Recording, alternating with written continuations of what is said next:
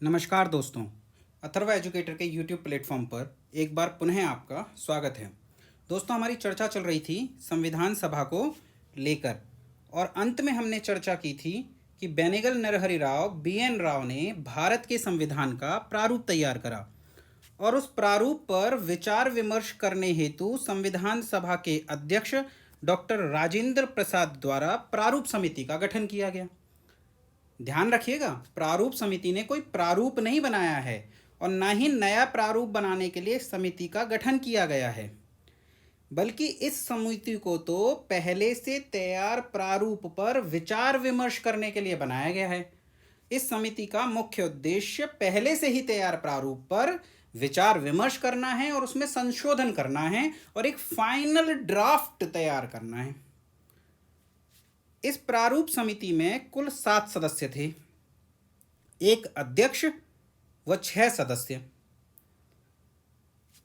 चलिए नोट कीजिए।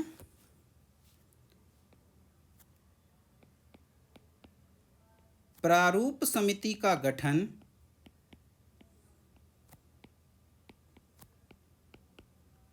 प्रारूप समिति का गठन 29 अगस्त 1947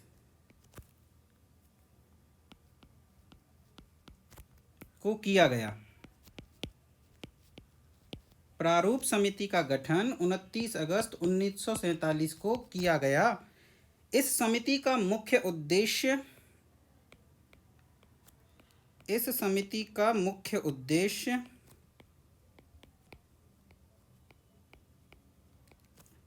इस समिति का मुख्य उद्देश्य संविधान के प्रारूप पर विचार विमर्श करना था। संविधान के प्रारूप पर विचार विमर्श करना था।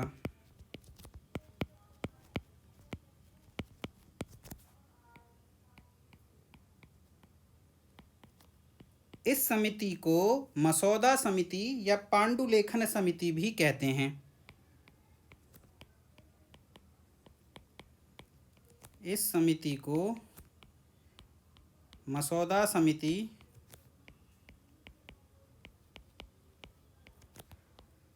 या पांडुलेखन समिति भी कहते हैं।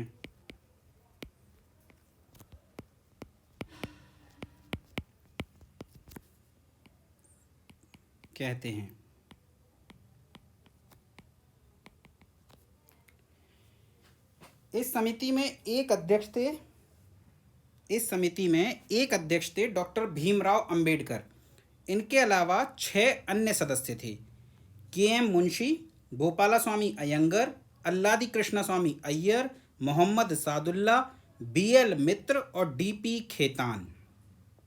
BL मित्र ने बाद में इस समिति से त्यागपत्र दे दिया और उनकी जगह माधव राव ने इस समिति में स्थान लिया और वहीं DP खेतान की मृत्यु हो गई और DP खेतान की जगह TT कृष्णामाचारी को संविधान सभा का सदस्य बनाया गया।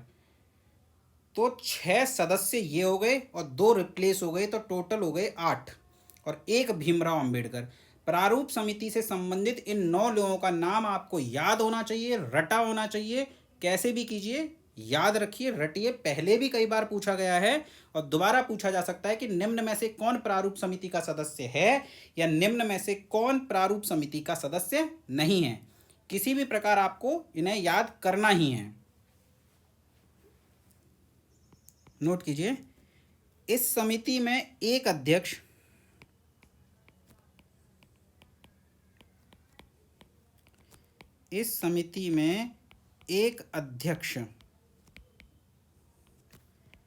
के अलावा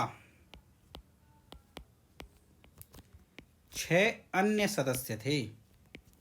कई बार आपसे अध्यक्ष के अलावा पूछ लेता है तो टोटल तो आंसर 6 हो जाएगा और टोटल पूछता है तो आंसर 7 हो जाएगा। ठीक है, नाम नोट कर लीजिए। भीमराव अंबेडकर,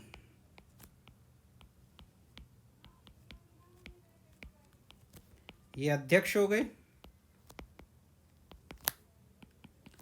KM मुंशी,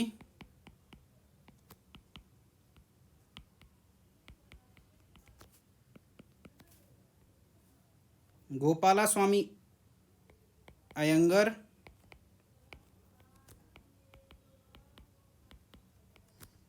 गोपाला स्वामी अयंगर,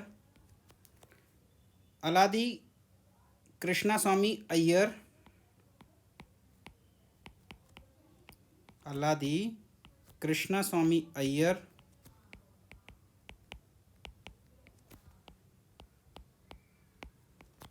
BL मित्र,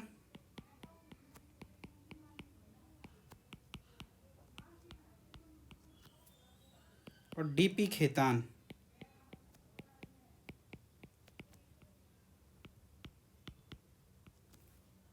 ठीक है, नोट करके लिख लीजिए। कालांतर में BL मित्र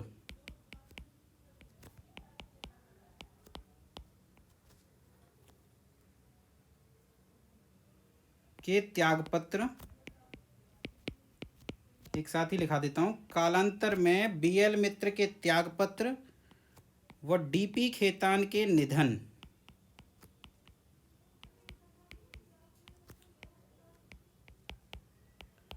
कालांतर में BL मित्र के त्यागपत्र व DP खेतान के निधन के उपरांत क्रमशः माधवराव व TT कृष्णामाचारी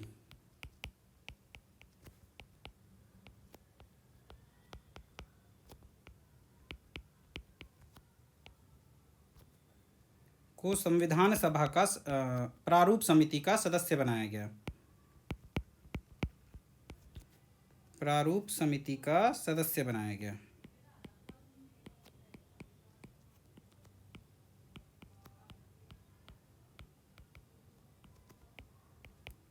प्रारूप समिति का सदस्य बनाया गया। ध्यान रखिएगा, क्रमशः का मतलब होता है लगातार। BL मित्र ने त्यागपत्र दिया है और उनकी जगह माधवराव आए हैं। DP खेतान की मृत्यु हुई है और उनकी जगह TT कृष्णामाचारी ने लिया है। उल्टा मत कर दीजिएगा, ठीक है। सत्य सत्य क्वेश्चंस में कई बार दे देते हैं कि BL मित्र ने त्यागपत्र दिया और उनके बाद TT कृष्णामाचारी ने उनका स्थान लिया। असत्य हो जाएगा ये कथन। तो बहुत ध्यान से, बहुत सोच समझ के आपको पढ़ना है। अच्छा, ये जो मैंने नाम लिखाए हैं आपको, भीमराव अंबेडकर, KM मुंशी, गोपाला स्वामी अयंगर, अल्लादी कृष्णा स्वामी अय्यर, इसमें एक नाम छूट गया जिस नाम पर हम चर्चा करने आए हैं। देखिए, अच्छा हुआ ना, आ गए हम लौट कर। मोहम्मद सादुल्ला।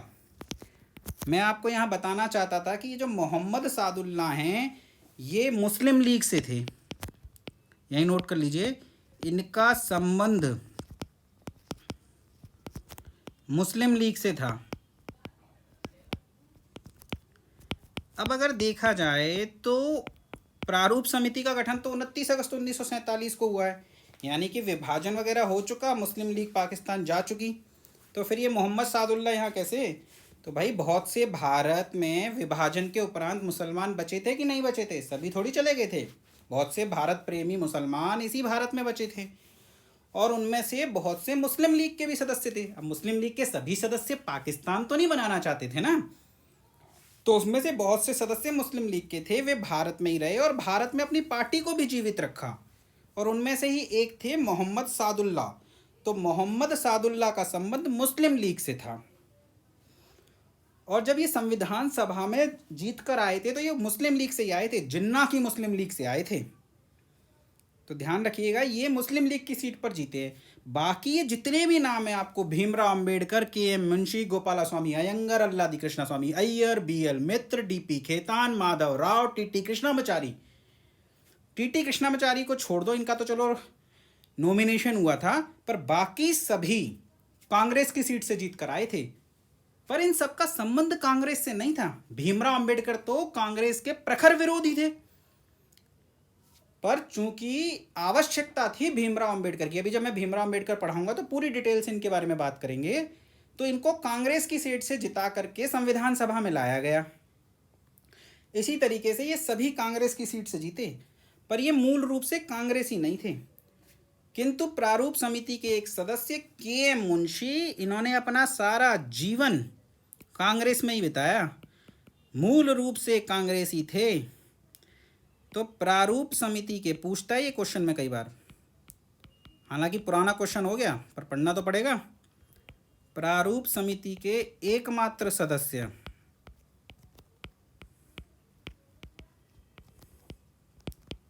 जो मूल रूप से कांग्रेसी थे,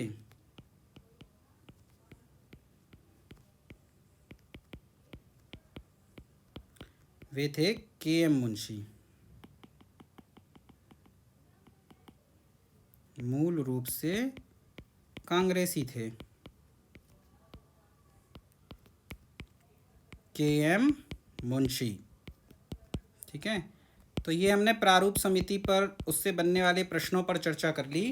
प्रारूप समिति के अध्यक्ष डॉक्टर भीमराव अंबेडकर के बारे में हमें बहुत सी बातें करनी हैं, इनसे कई प्रश्न बनते हैं, परंतु अलग से हम एक हेडिंग लगाएंगे डॉक्टर भीमराव अंबेडकर यूनिट के अंत में, और फिर तब हम उसमें भीमराव अंबेडकर के बारे में एक साथ एक ही जगह पे सारे प्रश्नों की चर्चा कर लेंगे। अभी तो आप हेडिंग लगाइए संविधान सभा की समितियां। संविधान सभा की समितियां।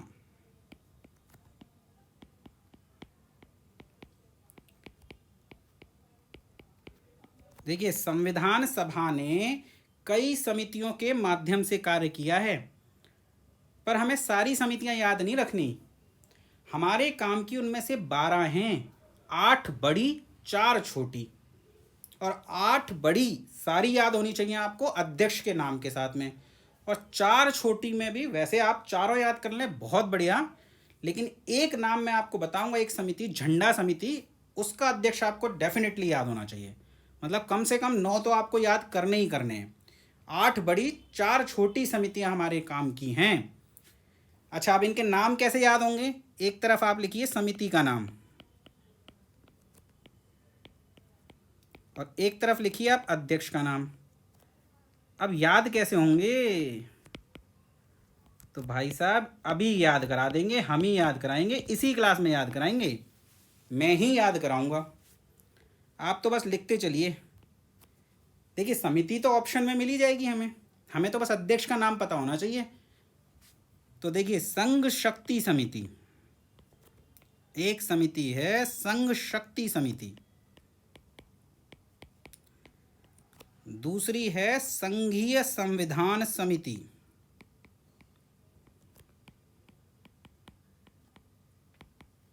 संघ शक्ति समिति, संघीय संविधान समिति, संघ। भारत एक संघ राष्ट्र है और इस संघ राष्ट्र के पहले प्रधानमंत्री हैं जवाहरलाल नेहरू। तो इन दोनों समितियों के अध्यक्ष भी हैं जवाहरलाल नेहरू। बताइए, 2 तो निपट गई, कहीं कोई दिक्कत हो तो बताइए। तीसरी समिति लिख लीजिए, प्रांतीय संविधान समिति। प्रांतीय संविधान समिति, ये प्रांतों को आप वो प्रांत मत समझिए जो ब्रिटिश प्रांत के समय में जो 11 प्रांत थे, इन्हें आप देसी रियासत समझिए। इन देसी रियासतों को जीत करके या समझौते के द्वारा भारत में मिलाना था, प्रांत बनाना था, ऐसे समझिए आप इसे। तो ये काम कौन कर रहा है इस समय भारत में? ये जिम्मेदारी है वल्लभ भाई पटेल के पास और वीपी मेनन के पास। तो प्रांतीय संविधान समिति के अध्यक्ष हैं वल्लभ भाई पटेल। वल्लभ भाई पटेल, कोई कंफ्यूजन नहीं। चौथी समिति प्रारूप समिति है, अभी अभी तो पढ़ी है पूरी डिटेल से, और आपको याद भी है कि प्रारूप समिति के अध्यक्ष हैं भीमराव अंबेडकर।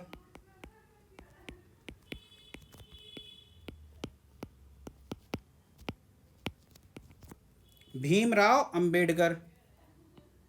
5वीं समिति है नियम समिति।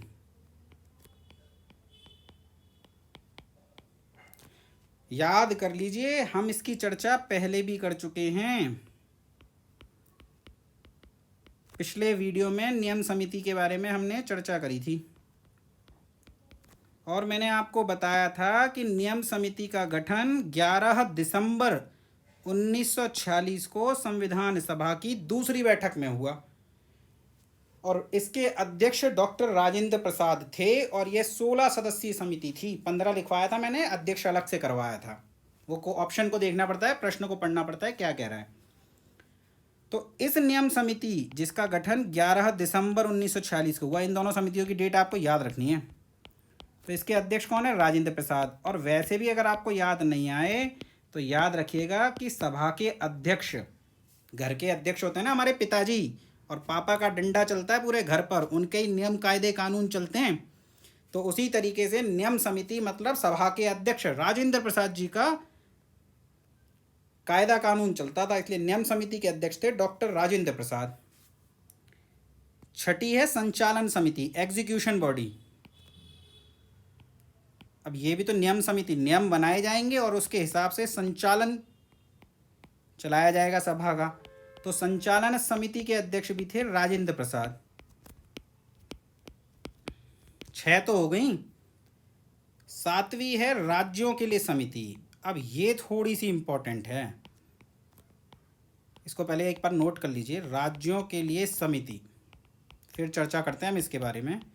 इसको याद रखने के लिए मैं एक ब्रैकेट में लिखाता हूँ आपको, राज्यों से समझौता करने की समिति। राज्यों से समझौता करने की समिति। मैं आपको एक कहानी सुनाता हूँ, आपको उससे याद हो जाएगा। राज्यों से समझौता करने की समिति, देखिए दंत कथा है, इसको वास्तविक मत मानिएगा। सुनिए, कहते हैं कि सरदार पटेल जब भी किसी राजा के पास जाते थे तो एक हाथ में लड्डू और एक हाथ में डंडा लेकर जाते थे और कहते थे कि भाई साहब राजा से कि या तो प्यार से मिल जाओ, और यदि प्यार से मिलते हो तो लड्डू खाओ, और वरना मैं तो डंडा लेकर आया ही हूँ, डंडा चला दूंगा, पर भारत में तो मिला के रहूँगा। ज़्यादातर रियासतें तो लड्डू खाकर मान गई और हैदराबाद जैसी रियासतों पर चला डंडा, पटेल का डंडा। ऑपरेशन पोलो, ऑपरेशन पोलो के माध्यम से हैदराबाद को जबरदस्ती भारत में शामिल किया गया। ये थी पटेल की लड्डू और डंडे की नीति। इसे गाजर और डंडे की नीति भी कहते हैं। लेकिन जब रियासतें मान जाया करती थी, चाहे लड्डू से माने चाहे डंडे से माने, तो भारत में शामिल होने के लिए जो कॉन्ट्रैक्ट बनेगा, टर्म्स बने, कंडीशन डिसाइड की जाएंगी, ये समझौता कौन करे? तो बोले पटेल जी करें। अरे भाई, पटेल के पास इतना समय ही नहीं है, उन्हें 563 रियासतों का विलय करना है भारत में। अब एक रियासत के साथ समझौता करने बैठ गए तो दूसरी रियासत को जिन्ना ले उड़ेंगे, तो समझौता करने के लिए कोई और बंदा ढूंढना पड़ेगा। तो फिर समझौता कौन करे? जिम्मेदार व्यक्ति से ही तो समझौता कराना पड़ेगा, जो पटेल के बराबर कद्दावर हो, उसका कद पटेल के बराबर हो। तो वो कौन बचता है? वो बचते हैं जवाहरलाल नेहरू। तो राज्यों के लिए समिति, आपको कंफ्यूज नहीं होना है प्रांतीय संविधान समिति से और राज्यों के लिए समिति से। प्रांतीय संविधान समिति के अध्यक्ष वल्लभ भाई पटेल थे और राज्यों के लिए समिति के अध्यक्ष जवाहरलाल नेहरू थे। ठीक है, अब आ जाती है 8वीं समिति, ये थोड़ी सी इंपॉर्टेंट है। 8वीं समिति के बारे में चर्चा करें तो मूल अधिकार एवं अल्पसंख्यक समिति।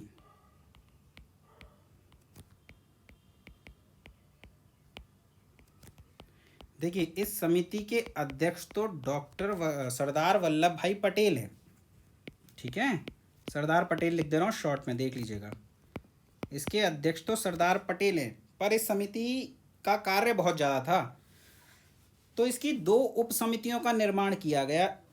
एक है मूल अधिकार उप समिति और एक है अल्पसंख्यक उप समिति। तो अगर संभव हो तो आप इन दोनों समितियों के अध्यक्ष बनाए गए थे अलग से, उनके भी नाम याद कर लीजिएगा, ये रटना पड़ेगा आपको। मूल अधिकार उप समिति, अब कुछ तो आप भी रटेंगे, JB कृपलानी।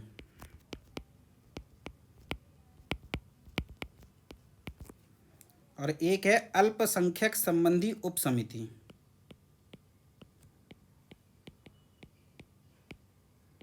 अल्पसंख्यक संबंधी उप समिति।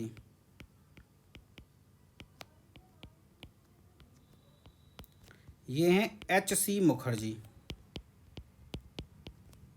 संविधान सभा के उपाध्यक्ष H.C. मुखर्जी। ये वही हैं अल्पसंख्यक संबंधी उप समिति के अध्यक्ष। इसके अलावा कुछ छोटी समितियां भी थीं, 4। वैसे तो मेरी सलाह यही है कि आप इन चारों समितियों के नाम याद कर लीजिए, और ये आपको याद करने पड़ेंगे, कोई कहानी नहीं है मेरे पास। संविधान सभा के कार्यों संबंधी समिति। वैसे पहली वाली को देखा जाए तो संविधान सभा के 2 कार्य थे, एक तो संविधान का निर्माण करना और एक विधि का निर्माण करना। तो जब वो संविधान का निर्माण करती थी तो वो संविधान सभा कहलाती थी, और जब वो विधि का निर्माण करती थी तो वो अंतरिम संसद के रूप में कार्य करती थी। तो जब वे संविधान सभा के रूप में संविधान का निर्माण करती थी तो अध्यक्ष होते थे डॉक्टर राजेंद्र प्रसाद, और जब संसद के रूप में विधि का निर्माण करती थी तो अध्यक्षता करते थे GV मावलंकर। तो संविधान सभा के कार्यों के लिए ये जो समिति बन रही है, इसके अध्यक्ष भी थे GV मावलंकर। ये आपके लिए काम कर जाए, आपको इससे याद रह जाए तो इस कहानी से याद कर लीजिएगा, और नहीं तो फिर रट लीजिएगा। कार्य संचालन समिति। कार्य संचालन समिति, क्योंकि नाम है, फैक्ट हैं, ज़्यादा कुछ कर नहीं सकते हम इनमें। KM मुंशी। सदन समिति।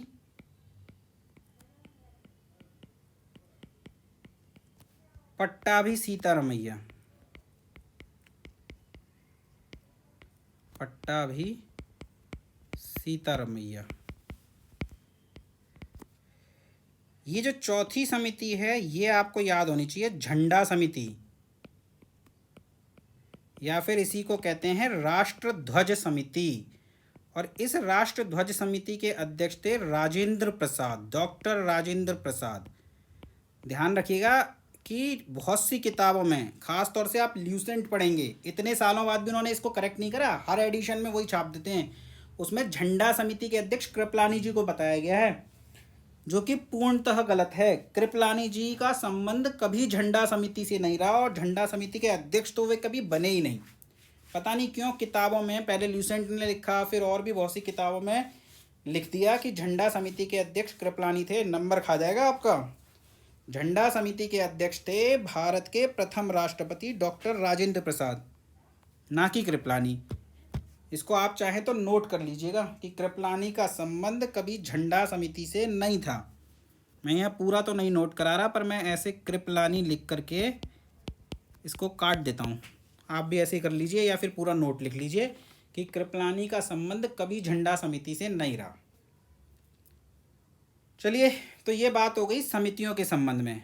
अब देखिए, प्रारूप समिति ने प्रारूप बना करके दे दिया, और उस प्रारूप पर विचार विमर्श किया गया, बहस चली, और फाइनली संविधान बन करके तैयार हुआ। तो आपसे पूछा जाता है कि संविधान निर्माण में लगा कुल समय, संविधान निर्माण में लगा कुल समय, तो आपको याद रखना है कि 2 वर्ष 11 माह और 18 दिन, इतना समय हमारे संविधान के निर्माण में लगा है। आपसे पूछे कि प्रारूप पर कितने दिन विचार चला, नया क्वेश्चन है ये, प्रारूप पर कितने दिन विचार चला, तो 114 दिन तक प्रारूप पर विचार चला। निर्माण कब पूरा हुआ,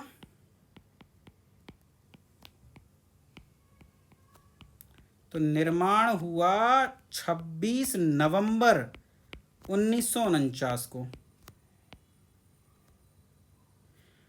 26 नवंबर 1949 को निर्माण पूरा हो गया। तो क्या संविधान लागू कर दिया गया? नहीं, संविधान अभी लागू नहीं हुआ, बल्कि संविधान के केवल 16 अनुच्छेद ऐसे थे जो इसी दिन लागू कर दिए गए। 16 अनुच्छेद इसी दिन से लागू। तो आपसे सीधे सीधे पूछेगा कि कितने अनुच्छेद लागू किए गए, तो 16 अनुच्छेद इसी दिन से लागू। और यदि आप अच्छे एग्जाम की तैयारी कर रहे हैं, खासतौर से पीसीएस की और आरओ की, आरएएस की, या किसी भी स्टेट के पीसीएस की, तो मेरी सलाह यह है कि आप एक नज़र उन अनुच्छेदों पर भी रखिएगा। मैं आपको शॉर्ट में लिखा देता हूँ। 5, 6, 7, 8, 9 ये नागरिकता संबंधी हैं। 60 जिसमें राष्ट्रपति की शपथ दी गई है। अनुच्छेद 324 चुनाव आयोग। 366, 367, 367 और 379 ये अंतरिम संसद से जुड़ा हुआ है। जब संसद पढ़ाएंगे तो अंतरिम संसद पर और इस अनुच्छेद पर पूरी चर्चा करेंगे विस्तार से। 380 अंतरिम राष्ट्रपति, राष्ट्रपति टॉपिक में चर्चा करेंगे, और अभी भी अलग से चर्चा थोड़ी सी इस बारे में हम करेंगे, क्योंकि 26 जनवरी 1950 को इसी अनुच्छेद के तहत राष्ट्रपति बनाए गए हैं डॉक्टर राजेंद्र प्रसाद। तो अभी करेंगे हम इस पर चर्चा। 388, 391, 392, 393 और 394 देखिए लगातार हैं ये बहुत से अनुच्छेद, आपको इजीली याद हो जाएंगे। देखिए 394 वो अनुच्छेद है जिसमें उन 15 अनुच्छेदों का उल्लेख है जो इसी दिन से लागू हुए थे। उन 15 अनुच्छेदों का उल्लेख है जो इसी दिन लागू हुए।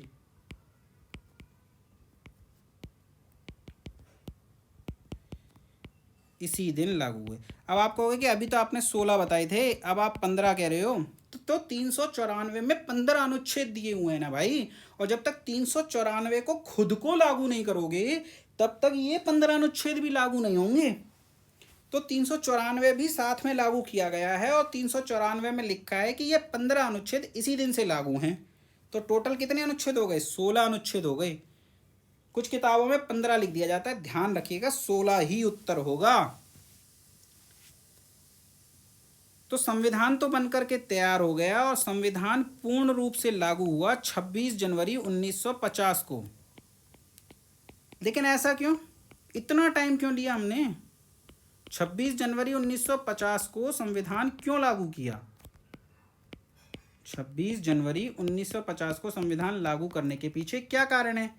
तो देखिए, आपको याद होगा 1930 लाहौर अधिवेशन, जब कांग्रेस ने पूर्ण स्वराज की मांग की और कांग्रेस अध्यक्ष जवाहरलाल नेहरू ने मध्य रात्रि पर रावी नदी के तट पर तिरंगा फहराते हुए घोषणा करी कि 26 जनवरी 1950 को स्वतंत्रता दिवस मनाया जाएगा। 26 जनवरी 1950 को 26 जनवरी 1930 को स्वतंत्रता दिवस मनाया जाएगा। और प्रत्येक वर्ष 26 जनवरी को ही स्वतंत्रता दिवस मनाया जाने लगा, और ये सिलसिला चलता रहा 1947 तक। पर 1947 में 15 अगस्त को हमारा देश आज़ाद हो गया और हमें एक वास्तविक स्वतंत्रता दिवस मिल गया, और हम 15 अगस्त को स्वतंत्रता दिवस मनाने लग गए। अब इस दिन की महत्ता कम न हो जाए, 26 जनवरी का महत्व तो बचा रहे, इसलिए संविधान सभा के सदस्यों ने ये निर्णय लिया कि 26 जनवरी 1950 को ही हम अपना संविधान लागू करेंगे, ताकि इस दिन को हम गणतंत्र दिवस के रूप में मना सकें। तो 26 जनवरी 1950 को लागू कर दिया। लेकिन संविधान निर्माण में ये जो 2 वर्ष 11 माह 18 दिन का समय लगा है, हमसे पूछा जाता है कि इस समय में कितने सत्र हुए। संविधान सभा के कुल कितने सत्र हुए, ये बड़ा ही इम्पोर्टेंट क्वेश्चन है, क्योंकि इसका उत्तर डाउट में रहता है। आप एक बार नोट कीजिए, संविधान सभा के कुल सत्र। तो देखिए, आपको ना ऑप्शन देखना पड़ेगा। यदि ऑप्शन में 11 है तो आप 11 करेंगे, ऑप्शन में 12 है तो आप 12 करेंगे, और यदि दोनों हैं तो ध्यान रखिएगा आप 12 ही करेंगे। क्यों? क्योंकि 26, ये जो मैंने डेट लिखी है ना आपके सामने, 26 नवंबर 1949, ये डेट 11वें सत्र की अंतिम बैठक है। 11वें सत्र की अंतिम बैठक। तो 11 सत्र में हमारे संविधान का निर्माण पूरा हो गया, लेकिन 24 जनवरी 1950 को संविधान सभा पुनः मिली और 24 जनवरी 1950 को संविधान सभा की अंतिम बैठक हुई। तो अगर उस अंतिम बैठक को भी गिन लिया जाए तो सत्र होते हैं 12। 24 जनवरी 1950 संविधान सभा की अंतिम बैठक, संविधान सभा की अंतिम बैठक, ये लीजिए संविधान सभा की अंतिम बैठक। टोटल हो गए 12। अब आप कहोगे एक दिन का कोई सत्र थोड़ी होता है, आप इसे सत्र में नहीं गिन सकते। तो ध्यान रखिएगा, छठवां सत्र भी एक ही दिन का था, तो टाइम तो कोई क्राइटेरिया नहीं है, एक ही दिन का था। तो ये भी ध्यान रखिएगा कि ऐसा भी नहीं है कि ये जो 12वां सत्र ये सबसे छोटा है। ऑप्शन में हो सकता है 12वां सत्र दिया ही ना हो, छठवां सत्र ऑप्शन में हो कि निम्न में से कौन सा सत्र सबसे छोटा था। तो छठवां सत्र भी एक दिन का था और 12वां सत्र भी एक दिन का था, 24 जनवरी सन 1950। अब ये 24 जनवरी 1950 को कई काम किए गए, जिसमें से सबसे पहला काम था संविधान पर हस्ताक्षर करना। संविधान पर संविधान सभा के सदस्यों को हस्ताक्षर करना था। तो नोट कीजिए, संविधान सभा की अंतिम बैठक, संविधान सभा की अंतिम बैठक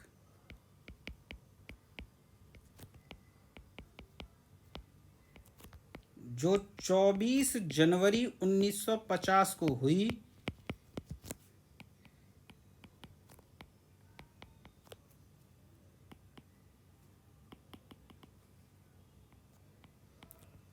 जनवरी 1950 को हुई, उसमें संविधान पर हस्ताक्षर किए गए, संविधान पर हस्ताक्षर किए गए।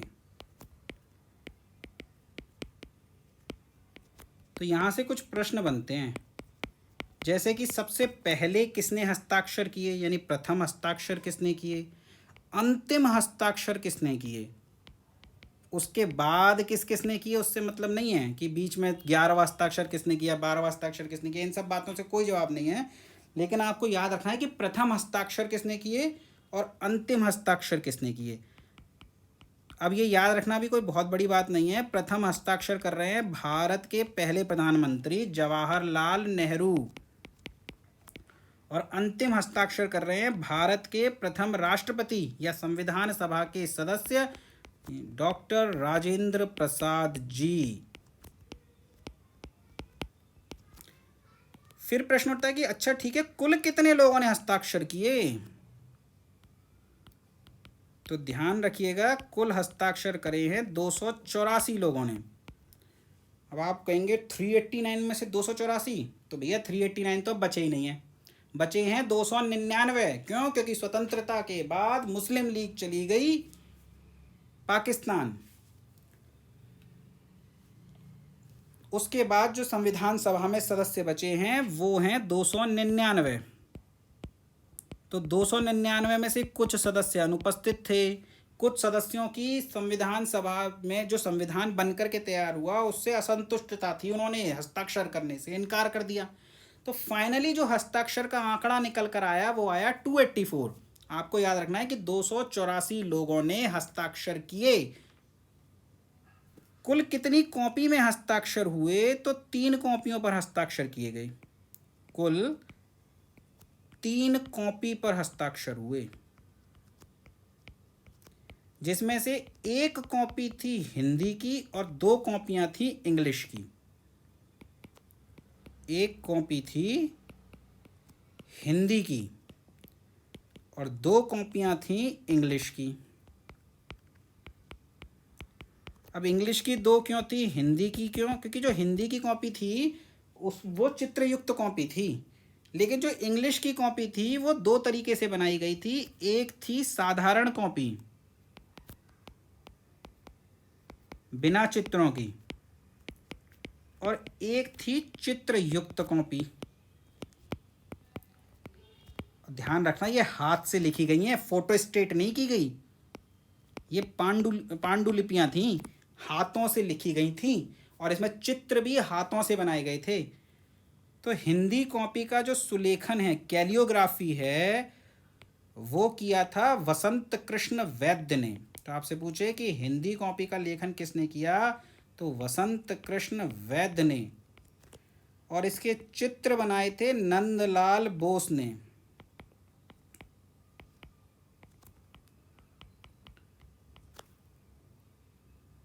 इंग्लिश कॉपियों का चित्रांकन भी नंदलाल बोस ने किया था, अलग से नहीं है। चित्र नंदलाल बोस ने बनाए थे, लेकिन इंग्लिश कॉपी का सुलेखन, अगर यहाँ आपसे पूछे सुलेखन किसने किया या कैलियोग्राफी किसने करी, तो ये जो सुलेखन किया था ये किया था प्रेम बिहारी नारायण रायजदा। बड़ा भारी भरकम नाम है भाई, संविधान लिख रहे हैं, बड़ा भारी भरकम नाम तो चाहिए। ये संविधान के मुख्य सुलेखक थे, या कह सकते हैं हेड कैलियोग्राफर।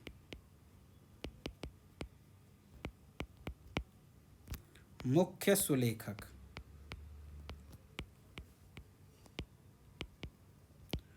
तो दोस्तों, आज हमने संविधान सभा की कई महत्वपूर्ण प्रावधानों पर चर्चा करी, जैसे कि प्रारूप समिति हो गया, कई समितियों को हमने देखा, किसने हस्ताक्षर करे, कितने लोगों ने हस्ताक्षर करे, कितना समय लगा, संविधान कब लागू हुआ, कितने अनुच्छेद लागू हुए, पूर्ण रूप से संविधान कब लागू हुआ, क्यों पूर्ण रूप से संविधान 26 जनवरी 1950 को लागू हुआ। ऐसे कई विषयों पर हमने विस्तृत रूप से चर्चा करी। पर अभी संविधान सभा में बहुत कुछ बाकी है, जैसे कि संविधान सभा से जुड़ी हुई कई आलोचनाएं हैं, या संविधान सभा के बारे में कई स्टेटमेंट्स हैं जो विभिन्न लोगों ने दिए हैं, जो एग्जाम में पूछे जाते हैं। और सबसे इम्पोर्टेंट, हमें अभी भीमराव अंबेडकर को पढ़ना है। उसके बाद हम पढ़ेंगे संविधान सभा के स्रोत, और फिर हम चलेंगे प्रस्तावना पर, जहां से विधिवत रूप से हमारी संविधान की शुरुआत हो जाएगी। इससे पहले हम संविधान की कुछ विशेषताएं भी पढ़ेंगे। तो दोस्तों, इन टॉपिक्स से रिलेटेड आपको कोई भी क्वेरी है, किसी भी प्रकार का डाउट है, तो कमेंट बॉक्स में जरूर लिखिएगा। मेरा पूरा प्रयास रहेगा कि आपकी हर परेशानी, हर डाउट का समाधान दिया जाए। मित्रों, प्लीज़ अगर आपको वीडियो पसंद आई हो तो वीडियो को लाइक कीजिए, चैनल को सब्सक्राइब कीजिए, बेल आइकन को दबाना ना भूलिएगा, और प्लीज़ मोस्ट इम्पॉर्टेंट शेयर भी कीजिएगा, ताकि इस ज्ञान का लाभ ज़्यादा से ज़्यादा लोगों को मिल सके। धन्यवाद।